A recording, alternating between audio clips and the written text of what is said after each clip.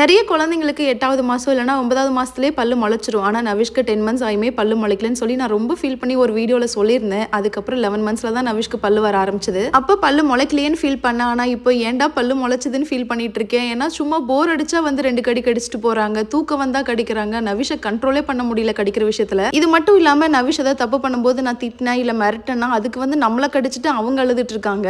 கடிச்சா எவ்வளோ வலிக்கும்ன்றதை நவிஷ் புரிஞ்சுக்கணுன்றதுக்காக என்னை கடிக்க வரும்போது அவங்களுக்கே தெரியாம அவங்க கையை கொண்டு போய் வாயில வச்சுட்டேன். விவரம் அவங்க கையை வச்சதும் கடிக்கவே இல்லை, லைட்டா கடிச்சிட்டு அப்படியே எடுத்துக்கிட்டாங்க. இதுவே நம்ம கை மாட்டிருந்ததுன்னா அவ்வளவுதான். அதுவும் இந்த பல்லெல்லாம் எதுக்கு தான் இவ்வளவு ஷார்ப்பா இருக்குன்னு தெரியல. கத்தியோட ரொம்ப ஷார்ப்பா இருக்க மாதிரி இருக்கு. இப்போ ரீசெண்டா ஹாஸ்பிட்டல் போயிருந்தோம்ல, அப்ப நவிஷ்க்கு நல்ல தூக்கம். அந்த தூக்கத்துல என் கண்ணத்தை பிடிச்சி கடிச்சிட்டாங்க. ஹாஸ்பிட்டல்ன்றதுனால பெருசா ரியாக்ட் பண்ணல. விவரம் தெரியறதுக்கு முன்னாடி வரைக்கும் டீத்தர் கொடுத்தோம்னா சமத்து பையனா வச்சு கடிச்சிட்டு இருப்பாங்க. இப்பெல்லாம் கொடுத்தோம்னா அது தூக்கி போட்டுட்டு நம்ம கை ஃபேஸ் தான் டீத்தரா யூஸ் பண்ணிட்டு இருக்காங்க. பட் இப்படி கடிக்கிறது என்டர்டெயின் பண்றது தப்பு இல்லையா? அதனால எப்ப கடிக்க வந்தாலும் வாயில சுண்டி விடுறது இல்லைன்னா மிரட்டிட்டு இருக்கேன். ஓரளவுக்கு கண்ட்ரோல் ஆயிருக்கு. நீங்களும் பேபி கிட்ட இந்த மாதிரி நிறைய கடி வாங்கியிருந்தீங்கன்னா உங்களோட எக்ஸ்பீரியன்ஸை மறக்காம கமெண்ட்ல ஷேர் பண்ணுங்க.